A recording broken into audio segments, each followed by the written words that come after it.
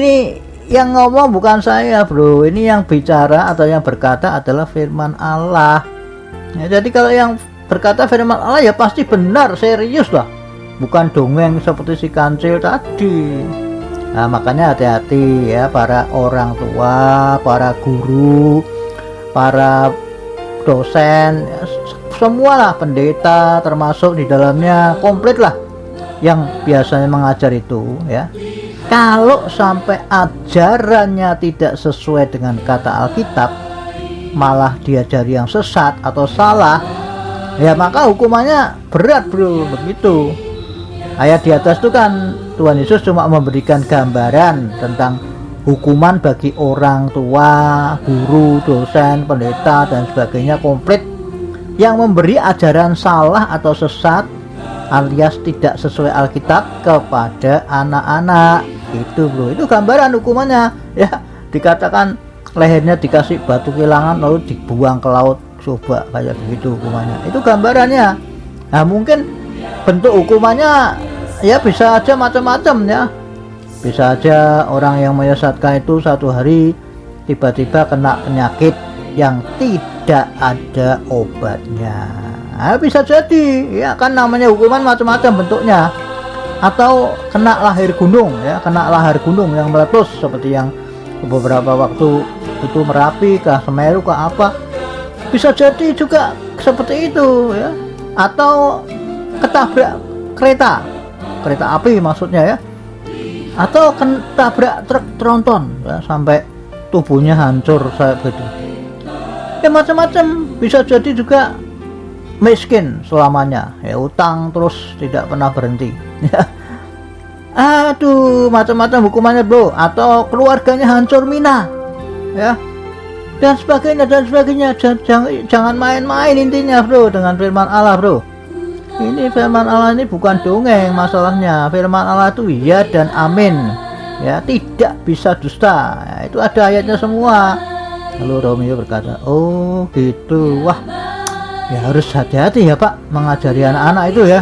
Ternyata hukumannya berat sekali ya bagi orang yang menyesatkan anak-anak dengan ajaran yang salah atau sesat itu ya Pak ya.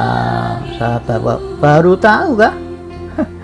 Makanya sejak kecil anak saya tiap hari saya bacakan Alkitab bro, hingga ia dapat membaca sendiri, lalu ia suka membaca Alkitab sampai masuk sekolah ya, dari SD ya, TK, SD, SMP, SMA, itu dia suka membaca bro.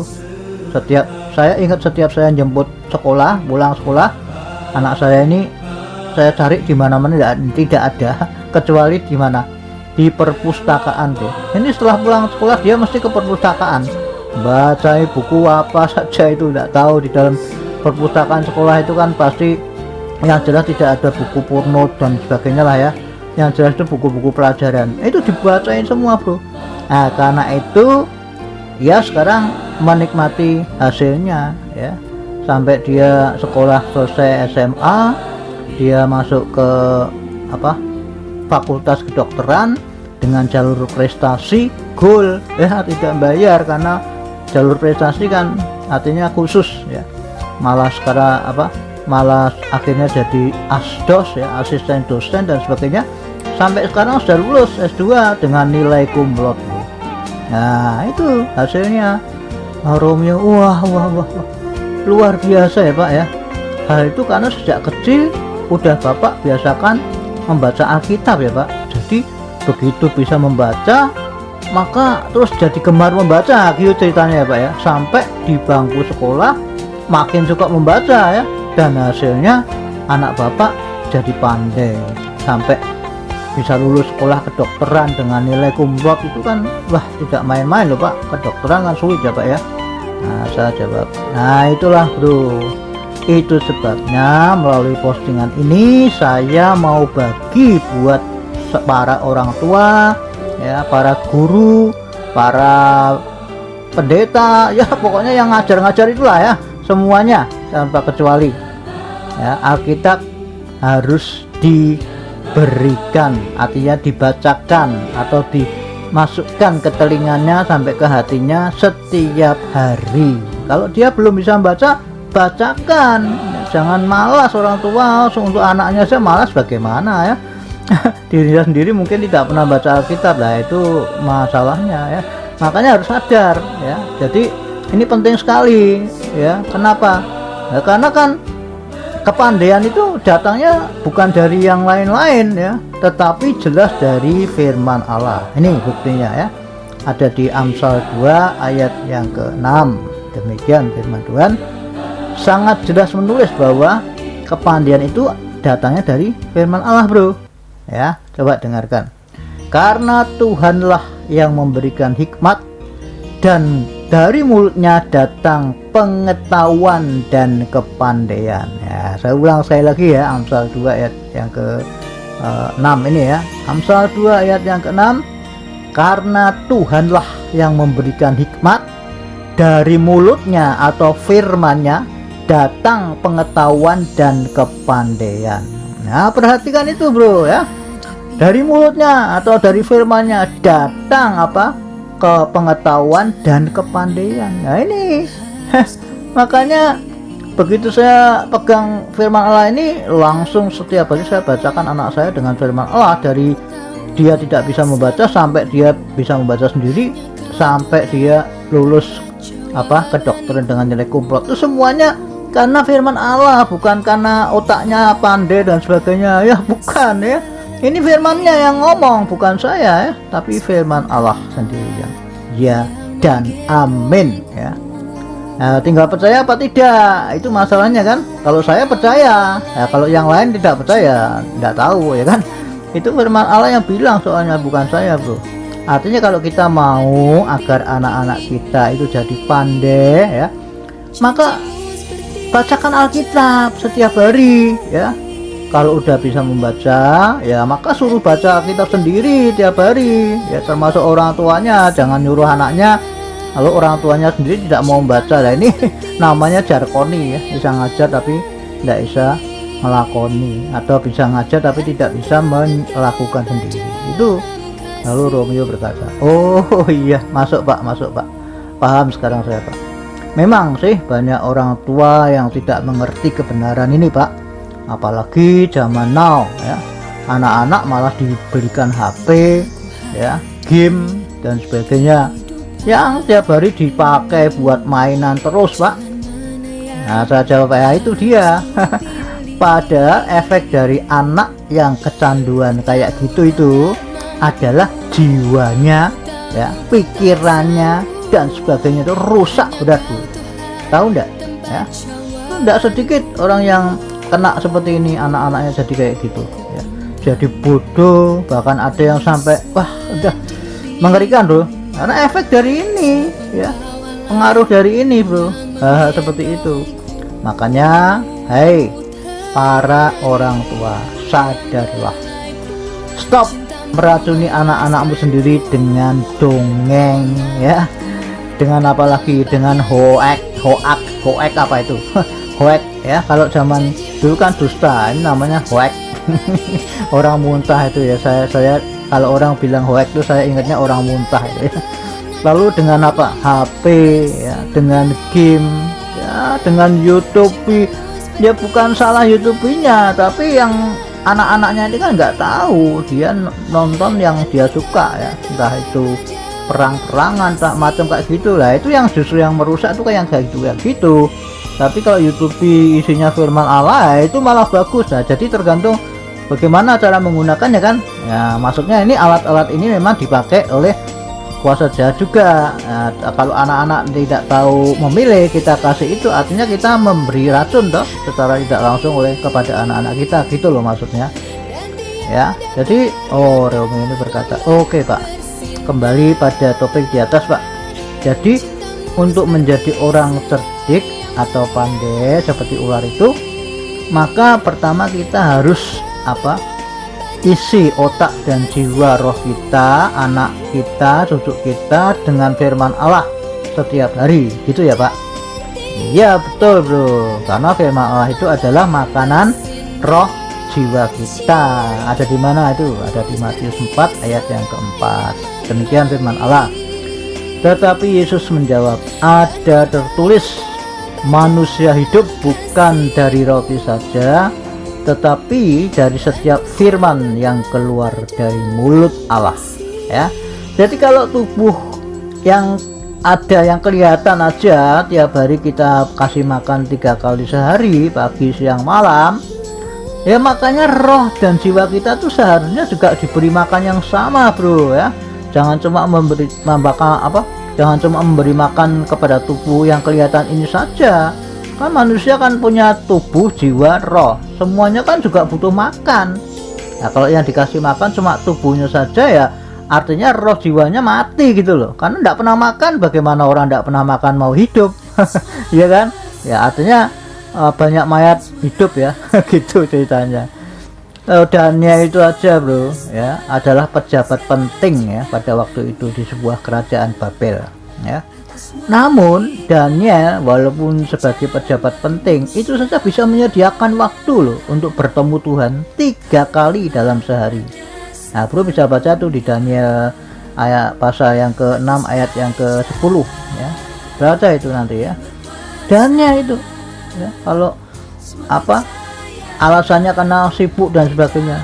Wah, lah Daniel ini orang yang pejabat penting itu sibuknya kayak apa tiap hari ya. Tapi walaupun sesibuk seperti itu Daniel, dia tetap menyediakan waktu 3 kali sehari.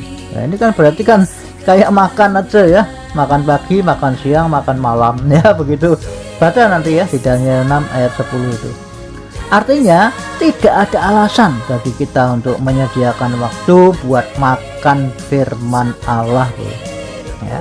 Coba kalau orang ya karena sibuknya atau karena perkara apa kerja atau apa sampai sesibuk itu sampai lupa makan tiap hari, apa yang terjadi?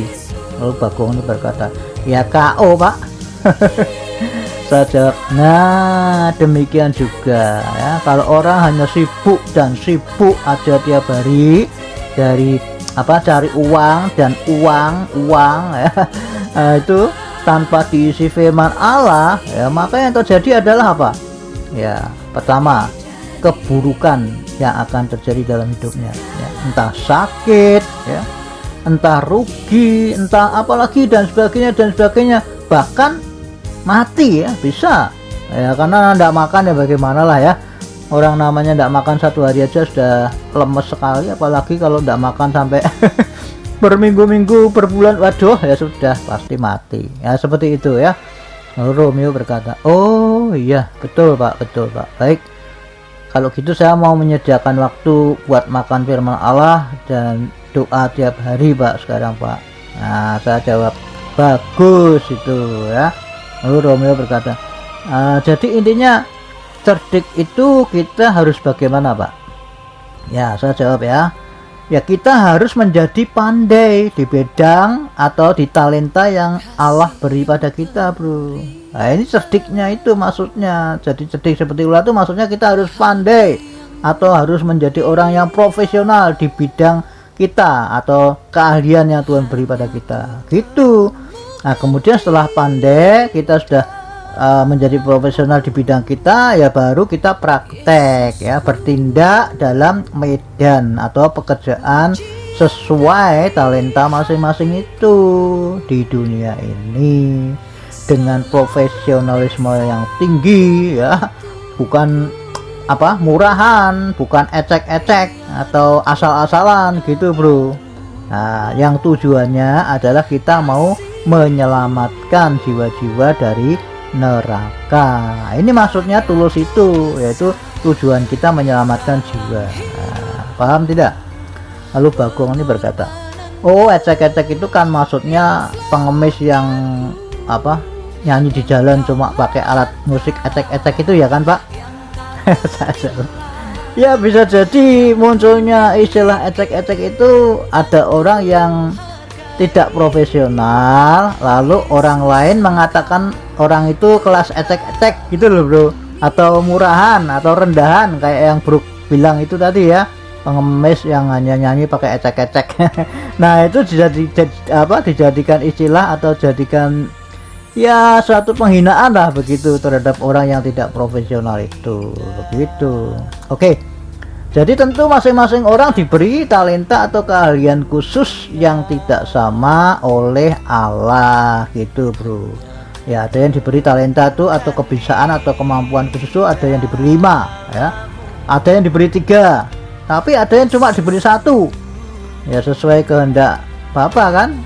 Maksudnya mungkin ada orang yang bisa ahli dalam beberapa bidang ya, mungkin bisa ahli bahasa, mungkin bisa ahli apalagi medis dan sebagainya, bisa ada 5 keahlian yang dikuasai orang itu kan, artinya hebat ya. Tapi ada yang cuma diberi 3, bahkan cuma ada yang diberi Tuhan 1 talenta atau keahlian ya. Tapi hal itu jangan dijadikan masalah. Oh saya cuma diberi Tuhan 1 aja, tidak usah saya kembangkan. Nah itu nanti kena seperti firman Allah yang di talenta itu ya, orang itu malah dihukum Tuhan tidak mendapat upah, malah diusir ya seperti itu, karena tidak tanggung jawab ya.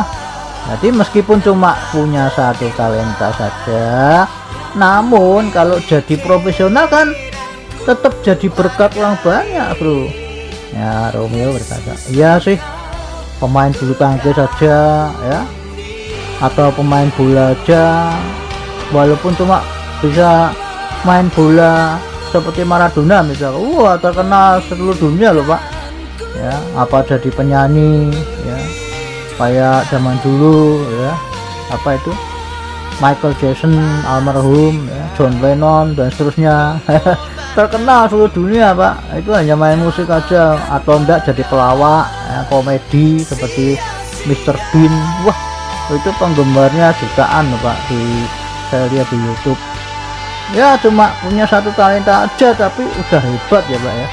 Nah saya berkata itu bro, jadi yang penting adalah jangan disimpan talenta itu ya, tapi harus dikembangkan sampai sampai mencapai tingkat profesional ya, sampai mencapai tingkat yang tinggi, yang betul-betul ahli itu loh.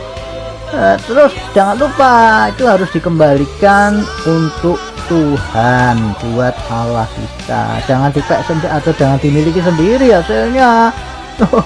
Itu harus dikembalikan tuh untuk Tuhan itu bro, karena nanti kita harus memberi pertanggungan jawab atas talenta atau keahlian khusus yang Allah berikan kepada kita. Ada di mana? Ada di Matius pasal yang ke-25 ayat 14 sampai 46. Nanti baca sendiri ya. Matius 25 ayat 14 sampai 46. Nah, itu soal talenta, itu bicara soal talenta. Tuhan memberi kepada masing-masing orang beda-beda ya, seperti saya katakan tadi ya. Ada yang diberi 5, ada yang diberi 3, bahkan ada yang diberi 1 ya. Dan seterusnya. Baca sendiri. Jadi mungkin seperti itu ya. Kalau yang diberi talenta musik, mungkin ada yang diberi talenta musik seperti saya misalkan ya. Ya mari belajar dan terus belajar sampai mencapai tingkat profesional ya, begitu ya. Ini maksudnya mengembangkan talenta yang Allah beri kepada kita itu ya. Menjadi cerdik itu seperti itu maksudnya, pandai ya, bukan ecek-ecek seperti yang dikatakan di atas tadi ya. Atau mungkin ada yang punya talenta masak ya, walaupun masak saja, tapi kalau dia jadi profesional di bidang masak kan juga banyak mendatangkan berkat, dan dia menjadi berkat banyak orang bro ya kan. Hanya masak aja, tapi kalau dia bisa memasak yang begitu enak lezat, waduh itu terkenal bro ya. Atau di bidang medis ya, seperti kedokteran atau perawat dan sebagainya, ahli peramuan obat, penemu obat dan sebagainya, kan itu kan hal-hal yang khusus, keahlian khusus ya. Atau jadi ahli bahasa atau jadi orang yang pandai berdagang, banyak sekali bro. Talenta itu banyak sekali. Yang jelas Tuhan memberikan masing-masing orang beda-beda sesuai dengan kemampuannya kan gitu ya. Ayo, yang penting kembangkan itu ya. Yakni dengan apa? Dengan terus belajar dan belajar ya. Ya, bidangnya apalah, pokoknya saya sebut itu komplit gitu aja, karena kalau disebut satu-satu ya ndak habis ya. Profesi ke orang kan banyak sekali ya. Jadi mengembangkannya bagaimana ya, bisa mungkin kalau seperti saya dulu belum punya uang ya, masih artinya belum kerja ya, saya bisa pakai otodidak ya cara belajar, karena saya senang musik. Waktu itu nggak punya alat musik ya, saya akan berusaha untuk memiliki alat musik, walaupun waktu itu dengan berusaha untuk membuat gitar sendiri ya, namanya orang bukan tukang ya, nggak bisa jadi ya. Akhirnya tapi saya tidak berhenti ya, saya terus berusaha untuk memiliki gitar. Itu maksudnya supaya apa? Supaya saya bisa belajar pakai alat gitar ya. Nah akhirnya singkat cerita, Tuhan beri saya lewat kakak saya yang tertua, yaitu dia punya gitar dipinjem tetangganya, tapi sudah 3 tahun tidak dipulangkan. Nah itu kesempatan, saya bilang sama kakak saya, bagaimana kalau tetangganya itu saya minta, lalu gitarnya saya pinjam. Dia tidak apa-apa, silakan. Nah dari situ saya mulai memiliki gitar tuh. Nah itu ya, lalu saya terus belajar ya, pagi siang malam gitaran terus sampai akhirnya saya bisa menjadi pengajar kepada orang lain, menjadi berkat di mana-mana ya, sampai hari ini ya. Jadi mengembangkan tuh macam-macam, bisa autodidak seperti itu. Kalau memang terpaksa belum punya biaya ya belajar, tapi enggak usah menyerah. Kalau alasannya wah enggak punya uang untuk belajar, wah itu alasan itu ya, namanya enggak punya keniatan ya. Saya walaupun artinya tidak punya uang pada waktu itu, saya terus berusaha ya. Dan ketika saya sudah bertobat kan, saya masuk gereja. Lalu di gereja itu kan ada banyak alat musik ya, ada drum, ada keyboard, piano. Nah saya juga tertarik dengan belajar keyboard, bagaimana caranya ya, enggak punya alat. Ya udah, setiap saya pulang sekolah, saya ke gereja masih pakai pakaian seragam, saya belajar sendiri, nggak ada gurunya. Sudah, pokoknya saya pakai kemampuan saya lah, dan membaca buku memang, tapi ya buku gitar ya, buku keyboard saya waktu itu belum tahu ya. Akhirnya udah sebisanya saya hubung-hubungkan sendiri, begitulah ceritanya. Sampai satu hari ketika saya pulang sekolah, main di gereja itu latihan, maksudnya siang-siang, ada pegawai kantor itu yang menegur saya. Dia bilang, "Nep, kalau latihan jangan siang-siang ya, mengganggu kantor." Waduh ya, saya tidak enak ya, karena dikatakan mengganggu kantor, padahal kan saya latihannya di bawah gedung, itu kantornya di lantai atas, lantai 2 apa lantai 3. Sebetulnya jauh, tapi dia berkata begitu. Ya sudahlah, besoknya saya pulang sekolah langsung ke gereja, tapi saya tidak main. Saya cukup ke gereja itu mengukur tuts hitam putihnya itu loh ya. Tuts hitam putih itu saya ukur dengan garisan sekian senti sudah. Lalu saya pulang, saya beli kardus loh. Saya ingat itu ya, lucu, tapi itu perjuangan namanya ya. Saya tidak menyerah walaupun ada rintangan seperti itu dalam masa belajar saya. Saya beli kardus bentul kerokok bentul yang dusnya besar itu, saya panjangkan, saya gambar itu ya, tuts organ di gereja itu sesuai dengan ukuran yang saya sudah catat itu. Nah saya gambar tuts hitam putih itu persis seperti keyboard. Kira-kira begitu. Lalu itu saya jadikan alat untuk belajar saya di rumah. Coba bro, jadi itu kalau nggak ada kemauan ya saya rasa nggak bisa ya. Orang yang punya keyboard, punya alat musik lengkap di rumahnya aja nggak pernah dijamah musiknya, apalagi nggak punya lah. Itu jelas karena menunjukkan ketidakniatan atau tidak ada keinginannya ya. Nah saya ini punya keinginan tapi tidak punya sarana ya, makanya terus saya buru, walaupun ada rintangan sekalipun tetap saya kejar, sampai akhirnya saya malah bisa menjadi berkat banyak orang sampai hari ini ya. Saya bisa mengajar banyak gereja ya, banyak orang di rumah-rumah. Itu perjuangan saya dulu seperti itu dulu ya. Jadi saya cerita ini menjadi satu kesaksian, jangan menyerah kalau mau sih dalam upaya mengembangkan talenta yang Tuhan beri. Itu maksudnya motif saya bicara kesaksian seperti ini ya. Jadi upaya untuk mengembangkan supaya talenta kita itu menjadi profesional ya harus belajar di bidang kita. Ini kan contohnya bidang saya di musik ya kan. Jadi saya cerita ini ya, atau ya macam-macam cara mengembangkan. Kalau saya karena waktu itu tidak ada biaya, jadi saya pakai belajar sendiri, istilahnya orang berkata autodidak ya, atau ditambah dengan membaca ya kan. Kalau kita alasan tidak punya uang lalu kita tidak berbuat apa-apa, itu males namanya ya. Seperti yang di Alkitab itu dikatakan, kamu diberi satu talenta malah disimpan, tidak dikasihkan orang lain. Nah ini dimarahi ya, dapat marah sama Tuhan ya. Nah ini jadi satu, bisa lewat mengembangkannya lewat belajar sendiri atau tidak, lewat membaca ya kan. Nah sekarang apalagi membaca zaman internet enak ya, bisa dibuka semua buku, semua info, semua ada di dalam situ ya. Bahkan orang sampai fanatiknya dijadikan Google itu dijadikan Tuhan loh, heran saya. Padahal Google itu kan yang menciptakan manusia, tapi ada yang menyembah Google, heran ya. Wah itulah. Nah jadi ada yang bisa lewat cara kursus atau sekolah macam-macam ya. Ya saya sendiri kan juga pernah sekolah musik ya, sampai saya kelar menyelesaikan studi saya selama beberapa tahun itu di STT Musik Abdiel Ungaran. Nah seperti itu upaya-upaya untuk mencapai tingkat profesionalisme atau tingkat tinggi, bukan ecek-ecek gitu loh. Nah itu maksudnya pandai ya, cerdik itu maksudnya seperti itu ya, cerdik seperti ular ya. Itu maksudnya kita harus mencapai tingkat profesional. Kemudian baru setelah kita mencapai tingkat itu, baru kita terjun ke dunia ya, ke dunia nyata, maksudnya ke masyarakat ya. Ya masing-masing untuk praktek atau menjadi berkat bagi bidangnya masing-masing ya. Yang tujuannya adalah untuk membawa jiwa-jiwa kepada Kristus sesuai talenta yang diberikan Allah kepada kita. Nah, ini maksudnya tulus itu, tujuan kita adalah untuk menjangkau jiwa-jiwa itu. Jadi itu yang disebut tulus loh tujuannya, paham tidak? Nah Tuhan Yesus sendiri kan sudah memberi contoh buat kita semua bro.